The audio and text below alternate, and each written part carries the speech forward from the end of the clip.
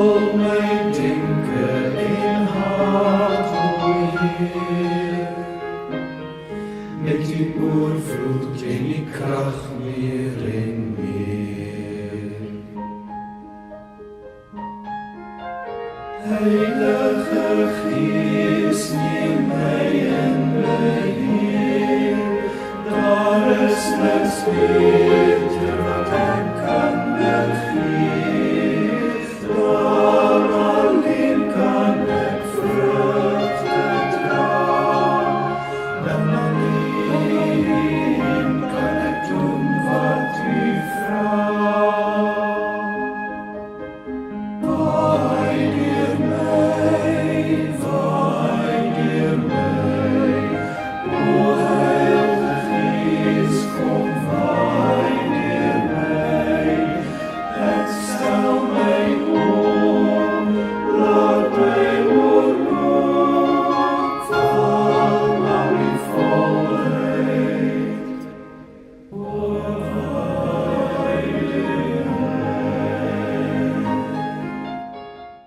Welkom terug by ons Pinksterreeks.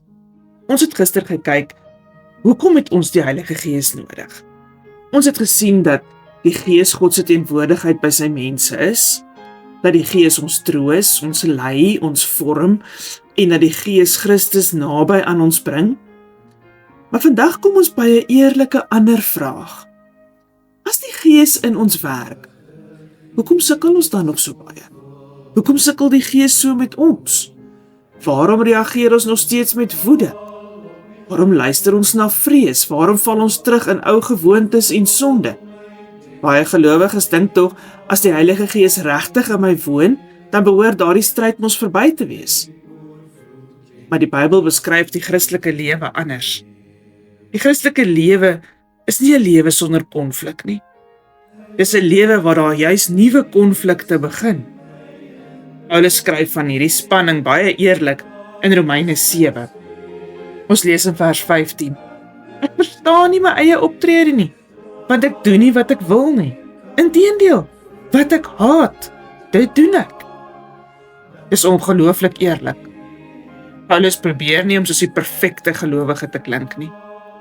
Hy beskryf hierdie innerlike stryd van iemand wat vir God wil leef, maar steeds die trekke van die ou sondige natuur ervaar. Ek en jy ken daardie gevoel. Jy wil geduldig wees, maar elke keer verloor jy jou meer. Jy wil vertrou, en dan raak jy bang. Jy wil gehoorsaam wees, en dan luister jy weer na jou eie begeertes. Hoekom gebeur dit? Omdat daar volgens Paulus twee werklikhede in ons teenwoordig is. Aan die een kant, die Gees van God, en aan die ander kant, ons ou menslike natuur. In Galasiërs 5 vers 17 lees ons, want die vlees begeer teen die Gees, en die Gees teen die vlees. Hierdie dinge is immers in stryd met mekaar, sodat julle nie kan doen wat julle wil nie.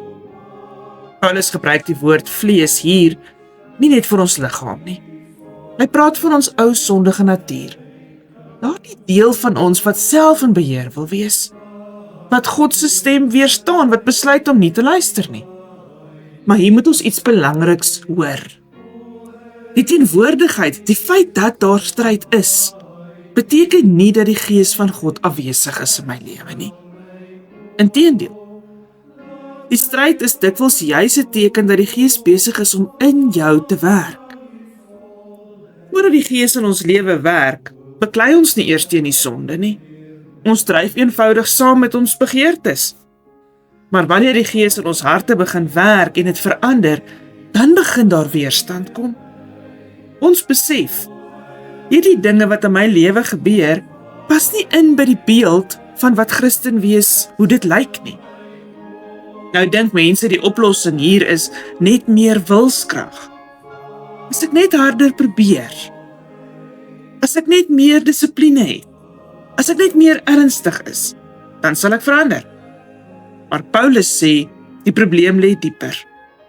Die probleem is nie net dat ons swak wilskrag het nie.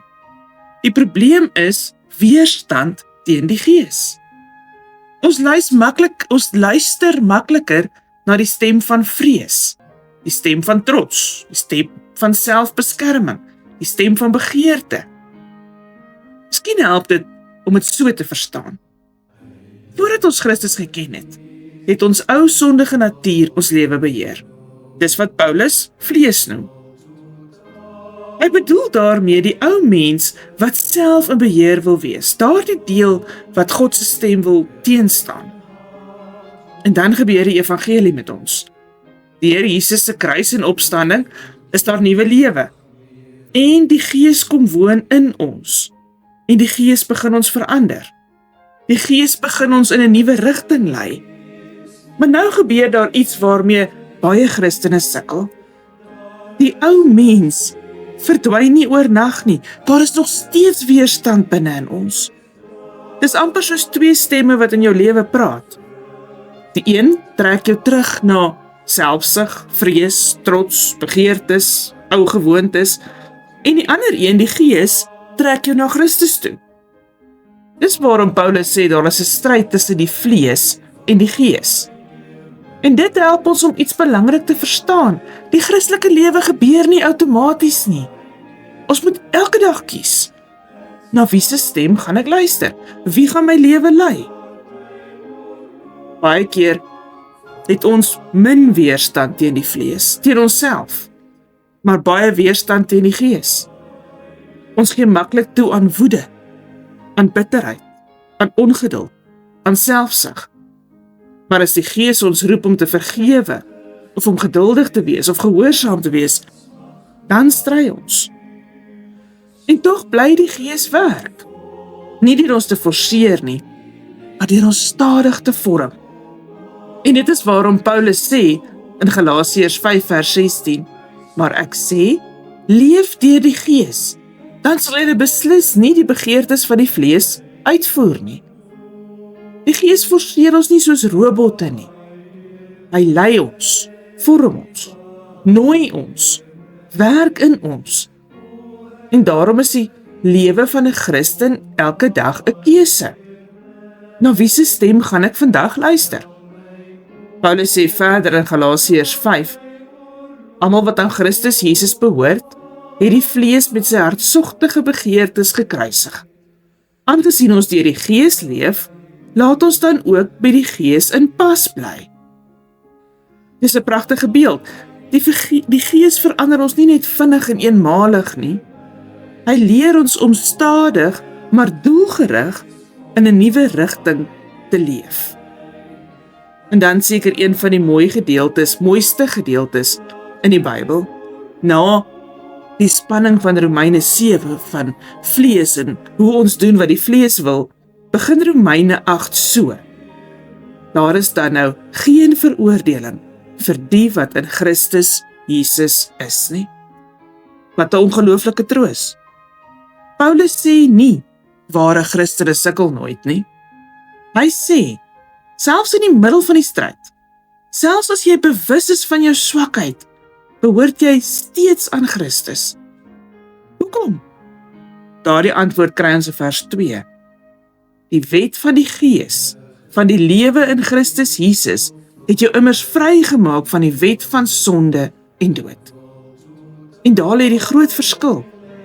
Die Gees bring nie net vergifnis nie. Die Gees bring bevryding. Voor Jesus was ons sonde meer soos 'n mag wat ons beheer het. Maar nou het die Gees gekom en ons in 'n nuwe rigting begin lei. Maar dit beteken nie die stryd verdwyn onmiddellik nie. Dit beteken nie die ou mens is onmiddellik weg nie. Dit beteken nie sonde is nie meer die baas nie. Die Gees begin ons vrymaak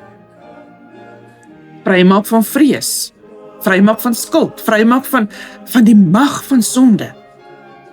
En daarom gaan my en jou lewe as gelowiges nie net daaroor om harder te probeer nie.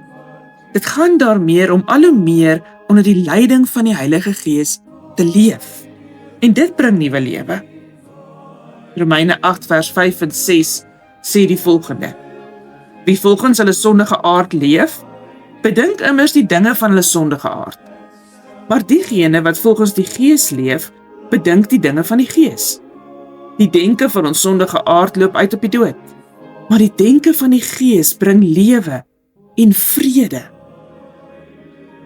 Dit beteken egter nie ons word oornag perfek nie. Dit beteken ons beweeg stadig in 'n nuwe rigting. Miskien is jy vandag moedeloos oor jou geestelike lewe. Miskien wonder jy waarom jou stryd so lank aanhou. Miskien moet jy vanaand net hoor, my en jou lewe as gelowiges is nie lewens sonder konflik nie. Dit is 'n lewe waar die Gees vir my en vir jou stadig leer om na 'n nuwe stem te luister. En dis die belangrike vraag van vandag. Die vraag is nie, sukkel jy nie? Die vraag is, na wie se stem luister jy? As ons môre weer saam gesels, dan kyk ons bietjie, hoe verander die Gees vir my en vir jou? Nie net uiterlik nie, maar diep in ons harte. Hoe doen die Gees dit? Kom ons bid saam. Here, as ons in hierdie week kom saam dink, bietjie oor Here Jesus, oor u Gees, wat in ons woon en werk, dan kom dank ons u Here vir dit wat u vir ons kom leer het terwyl u hier op aarde was, maar ook dat u vir ons u Gees gestuur het. Here, maar ons is nog so menslik. Ons val so maklik terug op ons ou gewoontes. Ons kies sommer van self net om die verkeerde goed te doen, al weet ons dis nie wat ons moet doen nie, wat ons wil doen nie.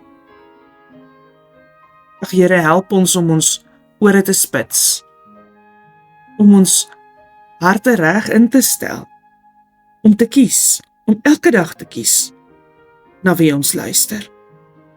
Here, en as ons ore toe is en dalk volwas is, ons nie so mooi kon hoor nie, Here, kom maak ons ore oop, sodat ons u kan hoor, Here, sodat ons 'n lewe vry van onsself en ons sonde en ons vlees kan leef.